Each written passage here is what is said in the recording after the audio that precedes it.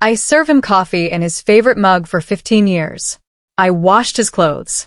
I held him when his father passed. So when he said he needed some space, I gave it to him. I waited. I never knew that the space he needed was to divorce me, to forge my name, to sell our home, and to make me a ghost in my own life without me even knowing.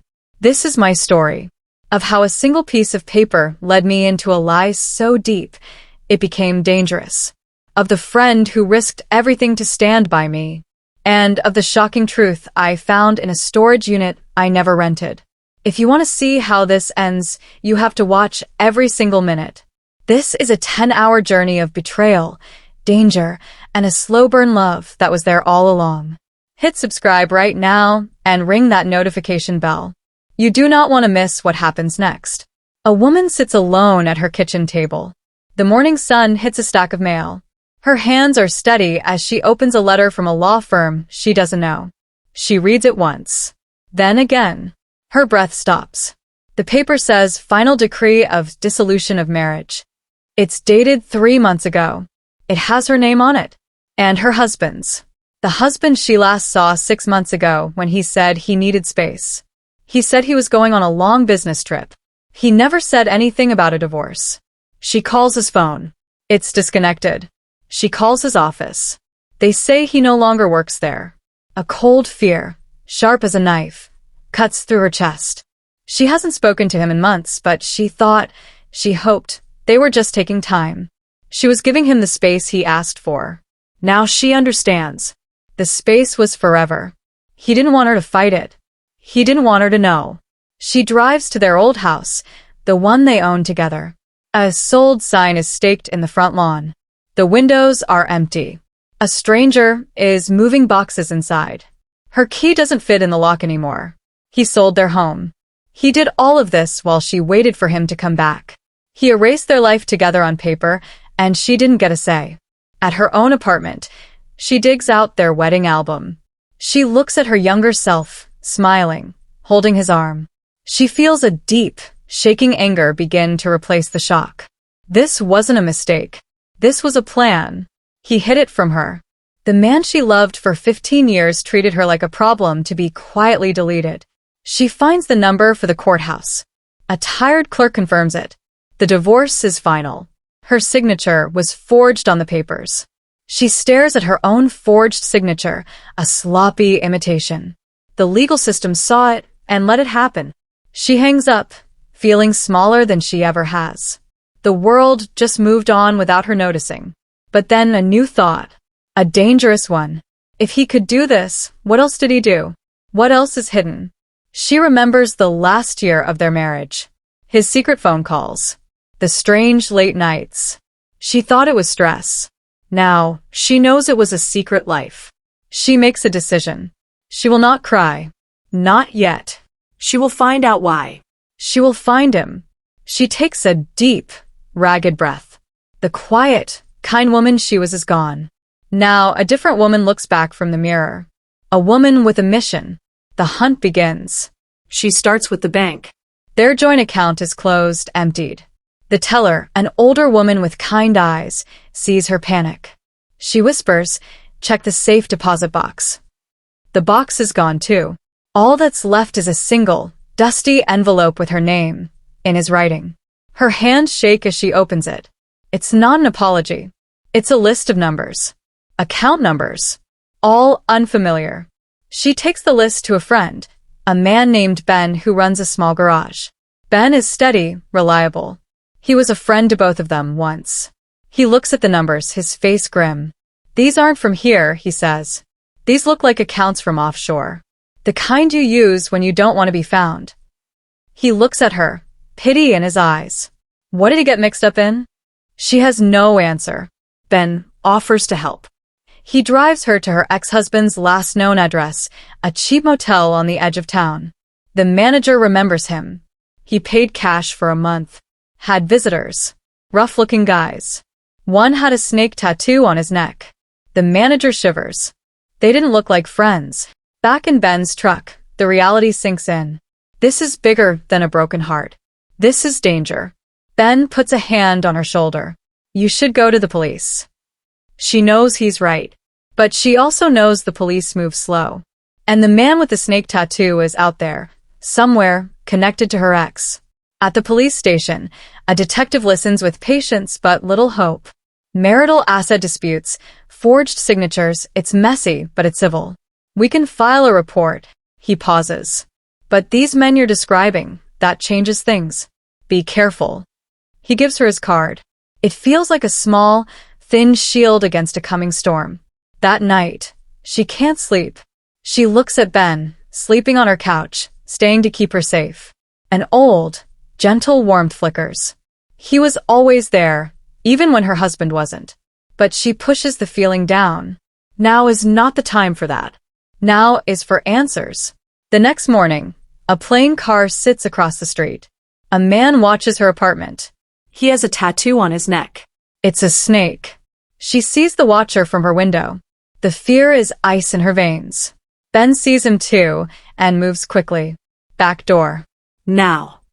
They slip out through the rear alley, hearts pounding. The man in the car hasn't seen them yet. Ben's hands are steady on the wheel as they drive away. They're not just watching him. They're watching you. They think you know something. What does she know? Nothing. That's the terrible truth. Her ex-husband pulled her into a nightmare, and she doesn't know the story. She has to think. Where would he go? She remembers a lake cabin they visited once, early in their marriage. He said it was the only place he ever felt peace. It's a long shot. Ben agrees to drive her. It's a 6-hour journey. In the quiet of the car, the tension mixes with something else. The comfort of an old friend. They talk about the past, about simpler times. He admits he always thought she deserved better. She looks away, tears finally threatening to fall. She's not ready to hear that. They stop for gas in a small town. As Ben pumps, she goes inside to pay. On a rack of local newspapers, a small headline catches her eye: local businessman missing. Below it is a grainy photo. It's her ex-husband. The article says he's been missing for weeks. The police suspect he may be involved in financial crimes. His company is under investigation. She shows Ben the paper. His face turns to stone. This is bad. If they think he ran with money and they think you helped him. He doesn't finish. The watcher. The snake tattoo. They're not just looking for her ex. They're looking for the money. They get back on the road. The mood shattered. The cabin is no longer just a place to find answers. It's a trap. And they're walking right into it. The forest gets thicker. The road narrower. The sky darkens. They are utterly alone. They find the cabin. It's dark. The door is unlocked. Inside, it's a mess. Someone has already searched it. Torn cushions, emptied drawers. And on the dusty table, a single, fresh item. A photo of her, taken recently outside her apartment. A message is scrawled on it. Where is it? They are not alone at the cabin. The realization hits them both at once. The searchers might still be close. Ben pushes her into a closet, his finger to his lips. His eyes are wide with a fear she's never seen in him. They hear footsteps on the porch. Heavy, slow. The door creaks open. 2 men walk in. She can see their boots through the crack in the closet door. One pair of boots has intricate designs. Snakeskin patterns. She holds her breath. The men grumble. He's not here. The money's not here. The wife will know. She has to. They search the cabin again, more violently. A lamp smashes. Ben's arm is around her, holding her close. She can feel his heart hammering against her back. It's the only sound in her world besides the thug's curses. This closeness, born of terror, feels like the most real thing that has happened to her in years. She isn't alone. The men leave after what feels like hours. The car engine fades into the distance. They stay in the closet for 10 more minutes, just to be sure. When they emerge, the cabin is a wreck. But in the chaos, she sees something. A floorboard is slightly raised near the fireplace. She pries it up. There's a small space underneath. No money. Just a cheap, disposable phone. It's dead. Ben finds a charger in the car. They wait for it to power on. The only contact in the phone is listed as B. That's it. She presses call. It rings. And rings. Then, a voice she hasn't heard in 6 months, thin and terrified, answers. Is it you? Did you find it? It's her ex-husband.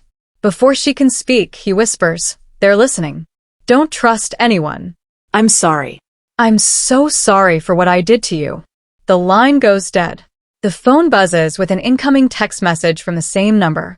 It's an address in the city, a warehouse district, and 3 words, help me, please. Ben looks at her. It's a trap. For you, for him, for both of you. She knows he's right, but she also hears the raw terror in her ex-husband's voice. The man who betrayed her is now a scared animal. She made a vow to him once, long ago. In her heart, a part of that vow still echoes. I have to go, she says. Ben doesn't argue. He just nods. Then we go together. As they drive back toward the city, toward the unknown address, the dynamic shifts. She is no longer just chasing her past. She is walking into a battle for her future. And Ben, the quiet friend, is now her only ally. The slow, deep burn of their connection ignites into a fierce, protective flame. But the danger ahead is darker than any night. The warehouse district is a maze of shadows. The address leads to an old building with broken windows. Ben parks a block away. We walk from here, he says, his voice low. He takes her hand. His grip is strong and sure. For the first time since this began, she doesn't feel completely alone. They approach from the back, moving through alleys stinking of garbage. Every sound makes her jump. A door hangs open, swaying slightly. It's the only invitation they get. Inside, it's dark and smells of oil and rust. They hear a voice. It's her ex-husband. He's pleading. I don't have it. She doesn't know anything. A different voice, hard and cold, answers. You signed your company over to us. The numbers didn't add up. Where's the rest? She peers around a stack of crates. Her ex is on his knees. 2 men stand over him. One is the man with the snake tattoo. Ben pulls her back, his eyes wide with warning. He motions to his phone. He's texting the detective. They need to stall. But then her ex cries out in pain. A sob tears from her throat before she can stop it. The men freeze. Who's there? Snake tattoo barks. Ben shoves her behind a large metal container. Stay, he whispers. Then he does something brave and stupid. He steps out into the open. Leave him alone, Ben says, his voice echoing in the empty space. The thugs are surprised, then they laugh. Who's this? Your replacement. Ben stands his ground. The police are on their way. It's a bluff, but it creates a moment of confusion. She sees her ex-husband's face. It's bruised and dirty. His eyes meet hers across the shadows. They fill with a shame so deep it's like a physical blow. Snake Tattoo isn't buying it. He pulls a gun. Not at Ben. He points it at her kneeling ex-husband. Last chance. The money. Her ex shakes his head, weeping. It's gone. I lost it. The man cocks the gun. She can't breathe. This man betrayed her, lied to her, erased her. But she cannot watch him die. She steps out. Don't. All eyes turn to her. Her ex-husband looks shattered. No, he moans. Snake Tattoo smiles. The wife. Perfect. He shifts the gun toward her. Time slows down. Ben moves instantly, throwing himself in front of her. A deafening bang fills the warehouse. Ben grunts and staggers back into her arms. Ben is hit, but it's a graze on his arm. The blood is shocking and red, but he's standing. The gunshot, however, has changed everything. Sirens scream in the distance, suddenly close. The 2 men panic. Snake Tattoo snarls. This isn't over. They flee out a side door just as blue and red lights flash through the windows. Police swarm in. The detective from earlier is there. Paramedics see to Ben's arm. Her ex-husband is handcuffed, not as a victim, but as a suspect. He is led past her. He stops, the officers pulling at him. I never meant for you to get hurt, he whispers, his voice broken. I got in deep with the wrong people. I thought if I made you disappear from my life on paper, they'd leave you alone.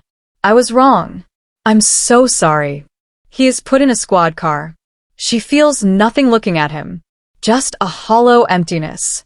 At the hospital, while Ben's arm is bandaged, the detective explains. Her ex's business was a front. He borrowed money from dangerous people to save it and lost everything. The divorce, the forged papers, selling the house. It was a frantic, cowardly attempt to make her look like an ex-wife with no ties, to shield her from his creditors. It backfired horribly. The thugs thought it was a trick, that he'd hidden the money with her. Ben is silent, watching her. The adrenaline is fading, leaving her body trembling. The detective leaves. They are alone in the curtained-off area. She looks at the white bandage on Ben's arm.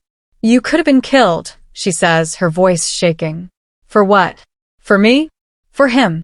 Ben takes her hand with his good one. For you, he says simply. Only ever for you. It's too much. The fear, the betrayal, this sudden, fierce loyalty. A tear finally falls, then a flood. She cries for the lost years, for the lies, for the terror of the gun, for the kindness of the man in front of her. He doesn't speak. He just holds her hand and lets her fall apart. When the storm passes, a fragile calm settles. The battle might be over, but the war inside her is just beginning. A week passes. Her ex is in custody, cooperating. The men with the snake tattoos are hunted. The legal mess of the fraudulent divorce will take years to untangle. But the immediate danger is gone. She sits in her quiet apartment. It feels different now. It feels like a prison of her old life. Ben comes over every day. He brings food, fixes a leaky faucet, says very little. His steady presence is a balm. One evening, they watch an old movie. Not really watching. She finally asks the question that haunts her. Did you know? About his troubles. Ben looks her straight in the eye. I heard rumors his business was in trouble. Over a year ago. I came to you, remember? I asked if everything was okay at home. She remembers. She had brushed him off, said everything was fine. Loyal to a husband who was already weaving his web of lies. Ben continues, I couldn't say more. It wasn't my place. But I worried. For you. The trust she thought was shattered forever finds a new place to grow. Not in grand gestures, but in quiet honesty. She realizes Ben has been in love with her for years. Waiting. Never pushing. The knowledge doesn't feel like a burden. It feels like a soft light in a very dark room. He gets up to leave. At the door, he hesitates. You're safe now. You don't need a guard dog anymore. There's a question in his voice. She looks at him, really looks. At the kindness in his tired eyes, at the strength in his worn hands. This is not a Hollywood romance. This is slow and real, built on friendship and proven in fire. She doesn't let him open the door. Stay, she says. It's not a dramatic plea. It's a quiet decision. Just stay tonight. On the couch. I'm not ready to be alone. He nods, a small, understanding smile touching his lips. It's not a happily ever after. But it's a beginning. Morning comes. The simple normalcy of sharing a space, making coffee, is profound. There is no more tension of hidden threats, just the gentle tension of two people navigating new ground. She tells him she's selling the apartment. She can't live with the ghosts here. He offers to help her look for a new place. They drive to a nearby town, one with tree-lined streets and small shops. It feels like a different world. They talk about practical things, garden space, sunlight, distance from the city. It feels wonderfully ordinary. For a few hours, the weight lifts.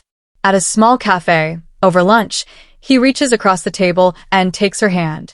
It's the first touch not born from fear or comfort. It's deliberate. I'm not him, Ben says softly. I won't ever lie to you. I won't ever leave you in the dark. She believes him. She squeezes his hand. It's an answer. Returning to her apartment that evening, the good mood shatters. The door is slightly ajar. Fear shoots through her. Ben pushes her behind him and enters slowly. The place has been torn apart again. More thoroughly this time. Cushions shredded, pictures smashed. But this feels different. It's not a search. It's a message. A punishment. On the one wall left untouched, written in red spray paint, is a single word, witness. And below it, the crude drawing of a snake. They didn't get all the men. Someone is still out there. And they're not looking for money anymore. They're angry. They want revenge for the trouble she's caused. The detective confirms it. One of the associates, a younger brother of Snake Tattoo, wasn't caught. He's volatile. A loose cannon. You should consider leaving town for a while, the detective advises. She looks at Ben, then at the ruined remains of her old life. She is tired of running. She is tired of being a victim of other people's choices. Ben insists she stay at his house. It's modest, but it has a good alarm system. He has a guest room. The dynamic shifts again. She is not just a friend in need anymore. She is a partner in a crisis. They sit at his kitchen table, a map of the city between them. He's watching, waiting for us to be scared, to run, Ben says. So we don't run. We think. She remembers something. In the frantic days after finding the decree, she had gotten a notification about a storage unit in her name. She'd thought it was a mistake, another piece of her identity tangled in his mess. She'd ignored it. Now she tells Ben. His eyes sharpen. That's it. He didn't put money in it. He put something else. Something they want. They know going to the storage facility is a trap. The watcher will follow.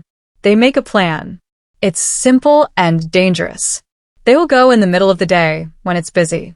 Ben will create a distraction at the front office. She will go to the unit, open it, and see what's inside. They will not take anything. They will just look. Then they will leave and call the police to it, drawing their enemy into the open on their terms. The next day, their nerves are wire-tight. They drive to the facility. Ben points out a beat-up sedan parked down the street. The watcher. They proceed. Ben goes into the office, talking loudly about a problem with a fictional unit. She slips down the row, key in hand. Her heart is a drum in her throat. She finds the unit. She unlocks the rolling door and lifts it just enough to slide under. Inside, there is no money, just boxes. She opens the first one. It's full of documents, ledgers, photos of her ex with the dangerous men, a recording device. It's not hidden wealth. It's evidence. Her ex-husband, in his own fearful, stupid way, was trying to build an insurance policy. He hid the proof of who he was dealing with, proof that could put them away for a long time. And he hid it in her name. She understands now. The thugs didn't just want their money back. They wanted this evidence destroyed. She is the key to finding it. She takes the recording device and a handful of the most damning photos. She slides back out, locks the door, and texts Ben one word. Now. Ben leaves the office, making a scene about bad service. They get in the car and drive away, not too fast. They see the beat-up sedan pull out and follow them. They drive straight to the police station. The sedan peels off, not daring to follow them onto official ground. Inside, they hand everything over to the detective. The evidence is a goldmine. It guarantees long sentences. The detective is impressed. This breaks the whole case open. You've done it. He assures her protective custody will be offered, but with this, the remaining threat will likely vanish into the wind to avoid capture. They leave the station. The afternoon sun is warm. For the first time in months, she feels the warmth on her skin. She feels light. It is truly over. Ben opens the passenger door of his car for her. He doesn't start the engine. He just looks at her. The house we saw yesterday, she says, her voice clear and strong. The one with the garden. Let's make an offer. It's not a question about them. It's a statement about a future. A future she is choosing, eyes wide open. Ben smiles, a real, full smile that reaches his eyes. Okay, he says. He starts the car. They don't drive toward his house or her ruined apartment. They drive toward the realtor's office. No grand kiss, no sweeping music.